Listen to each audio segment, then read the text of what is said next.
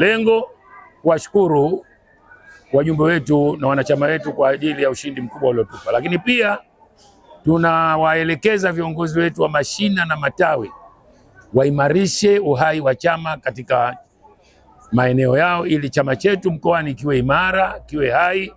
Wanachama wafanye vikao, wanachama walipie ada, wanachama wajenge upendo na umoja miongoni mwao. Ndio hayo mambo tunayojenga sasa hivi. Katika kipindi cha 2025-2030 utafanywa miradi mingi sana katika jimbo letu la Mahonda, ikiwemo mradi mkubwa wa maji katika jimbo zima, ambayo ni kiu tuliokuwa tunaisubiri kwa kipindi kirefu wana Mahonda. Lakini kutokana na ilani hii, kiu hii inaenda kumalizwa na Daktari Dr. Hussein Ali Mwinyi. Kama hiyo haitoshi, katika ilani ile ilisema jimbo la Mahonda tutatengezewa uwanja mkubwa wa kufurahishia watoto. Kwa maana hiyo pia tumpongeze, kwa sababu jimbo letu la Mahonda linatoka katika hatua ya kijijini linaenda mjini zaidi.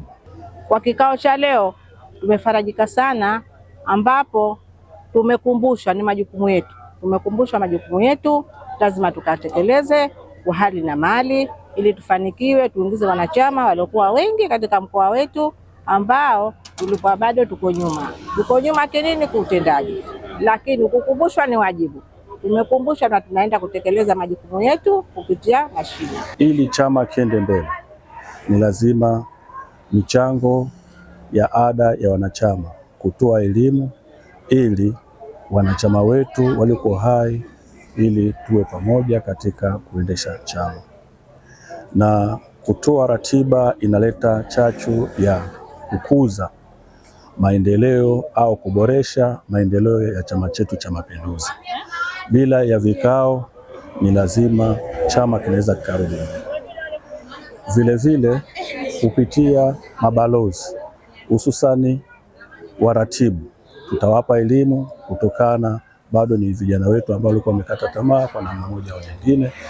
Kwa hivyo tutaboresha chama kuwa imara, kutokuteteleka.